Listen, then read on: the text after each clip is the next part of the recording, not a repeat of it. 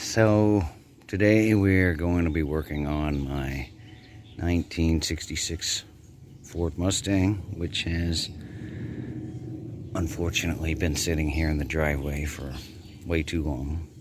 When I initially parked it here, working on the Jeep now, among other things, but when I parked it here, which unfortunately was years ago, it did start, but now it does not start.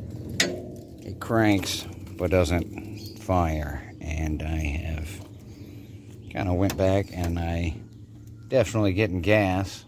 I am not getting a spark. So kind of after thinking about it, I am suspecting the condenser here inside the distributor. Also got a new point to change out. Got a new voltage regulator and starter solenoid. So that's kind of what I am going to try to focus on.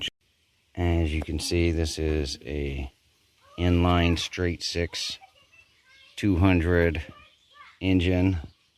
So unfortunately it's not fast. It's not a V8, but fortunately it is like the most basic engine ever built. So before I do anything else, I'm going to go ahead and just put new spark plugs in here, because why not? They're cheap. I read up and everybody recommended autolite 45, so that's what we are going to put in. We got the new spark plugs in with the 45s. The old ones that came out were actually 46. I don't know much difference. As you can see here, I have tried a different coil, because I kind of thought coil or condenser maybe, based on what it was doing. I didn't even mount this one in, I just kind of plugged it in. As you can see, but I didn't have another little condenser, but I do now. I'll go ahead and swap out the condenser. The old one is inside the distributor cap right here. I'm going to take a flathead screwdriver and a small 5/16 wrench. Alright, got the old condenser out and the new one installed. Nothing visibly wrong with this thing, so I guess we'll just try it and see. Really not even sure if the battery's charged up enough, but try it.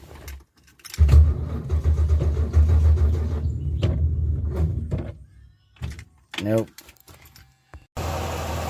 Okay, so I didn't want to wait for the charger because I have an extremely slow trickle charger. It's already hooked up to something anyway, and so I thought maybe I could charge it off of my other car. So I have jumper cables. Basically, positive goes to the positive here, and I have the negative hooked up to the chassis or ground. After I started the car, I carefully loosened the negative post here and have pushed it off to the side.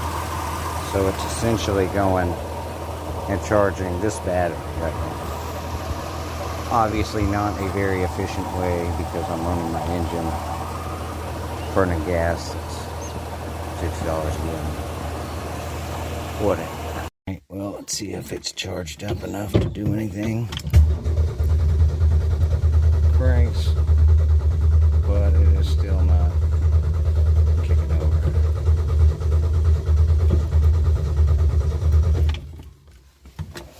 Before I put the new point on, I'm going to go ahead and put a new voltage regulator on.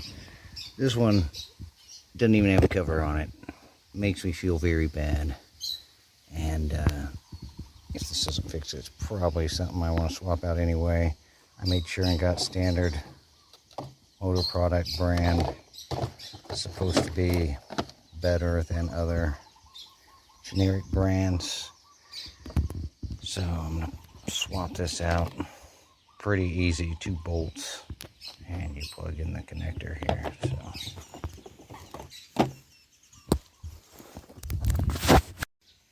got the old voltage regulator off, what's left of it. can't possibly hurt to change that, as long as I get a new head for it. Try it again.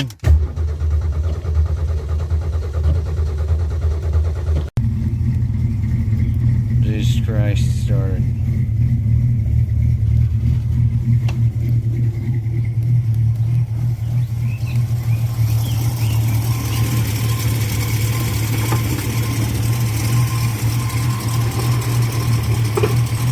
Rattled that off.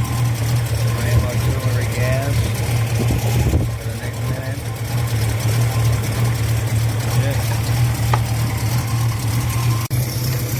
Alright, guess that was it. Voltage regulator. Alright, running. Actually sounds okay. I have to air up the tires and fix the Jeep and move that before I can actually test drive it, but definitely